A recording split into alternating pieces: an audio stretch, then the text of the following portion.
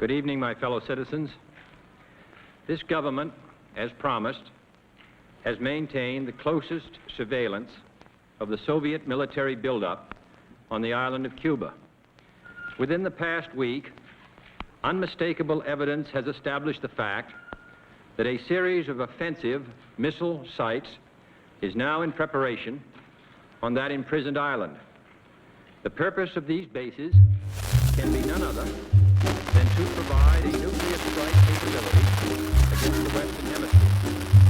Upon receiving the first preliminary hard information of this nature, last Tuesday morning, Universalmente se acepta que durante la crisis de los misiles, el mundo estuvo cerca del Holocausto, pero documentos desclasificados muestran que hubo un día, potencialmente fatídico, en el que el desastre fue casi inminente al menos 8 veces.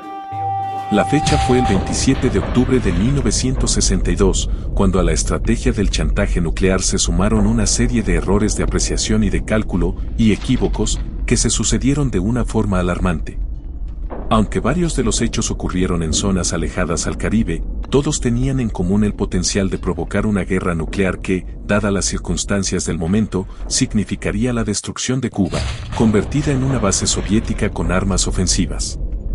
La reconstrucción de los hechos, a partir de notas de reuniones del Estado Mayor Conjunto de Estados Unidos, describe horas de inmensa tensión, durante las cuales incidentes sin relación aparente entre ellos, parecieron conspirar para provocar una hecatombe. Los documentos, divulgados por el Archivo de Seguridad Nacional, dan una idea del peligro de la política basada en la fuerza militar atómica y lo que pudo haber significado, el 27 de octubre, para la humanidad. Número 1. Castro propone dar el primer golpe nuclear. La situación, que ya estaba complicada desde el 22 de octubre, cuando Kennedy informó sobre la existencia de los cohetes, dio un giro dramático el día 27. A las 9 de la mañana hora de Moscú, el Kremlin recibió un mensaje, urgente, que anunciaba la realización de un ataque estadounidense inminente a Cuba en 24 o 72 horas.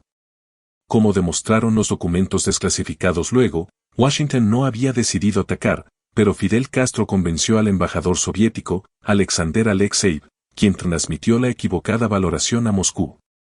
En la escalofriante nota, Castro recomendó a los soviéticos dar un ataque nuclear preventivo, es decir, le pidió a Nikita Khrushchev iniciar la guerra atómica.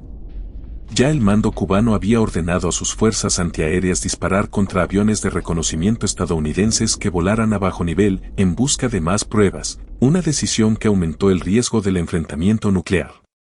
Número 2. La recomendación de invasión a Cuba.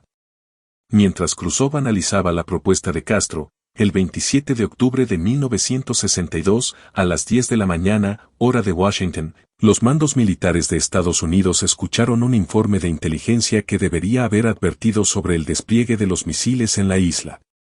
Pero el jefe del Estado Mayor de la Fuerza Aérea, Curtis LeMay, fue más allá de dar la información y, citando reportes de inteligencia, recomendó activar los planes contra Cuba que incluían ataques aéreos a gran escala, seguidos de una invasión. Número 3. Un U-2 perdido en Siberia. En medio de la tensión provocada por la recomendación de activar los planes de ataque a Cuba, a las 13:41 horas, se supo que un avión U-2, en misión sobre el Polo Norte, se había perdido frente a Alaska. El piloto del U-2 se había desviado de su rumbo cegado por la aurora boreal, y un mal funcionamiento de la brújula le llevó hasta Siberia. Expilotos y otros miembros del personal cercano al incidente dijeron años después que Estados Unidos pudo rastrear el U-2 y a los aviones MiG que salieron a su encuentro, mediante la intercepción de comunicaciones soviéticas. Sin embargo, decidieron no alertar al piloto, ya que las capacidades de escucha de Estados Unidos eran un secreto nacional. Pero, lo que no se supo hasta 1993 es que, para proteger el U-2, ese día salieron de la base de Galena, en Alaska, 2 cazas de la Fuerza Aérea de Estados Unidos, con misiles nucleares Falcón, en lugar de sus armas convencionales. Felizmente los navegantes guiaron al U-2 fuera del espacio aéreo soviético, hasta Alaska, y los F-102 estadounidenses, armados con misiles nucleares, no alcanzaron a los MiG soviéticos. Es fácil interpretar que, de haber ocurrido ese incidente nuclear sobre Siberia, los soviéticos confirmarían la veracidad del informe de Castro y acercaría demasiado la mano de Khrushchev al botón atómico. Afortunadamente no ocurrió así, pero el 27 de octubre de 1962 no había terminado y otros acontecimientos y malentendidos volverían a poner al mundo cerca del Holocausto. Sobre ello te contamos en la segunda parte del video.